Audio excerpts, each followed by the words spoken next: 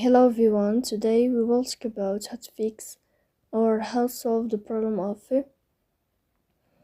unknown error occurred on the application of Google Wallet. We click on settings.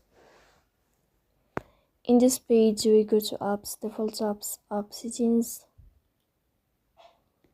On above we will search about Google Wallet and we click here. Then in this page of app info we click on first stop and we click OK. Then you will enter to the window of storage. Then we click on clear cache, but pay attention, don't click clear data because that can delete your account. Here you will go to Play Store and you can update your app. So please don't forget to support us by like and subscribe. See you next time and thank you for your watching.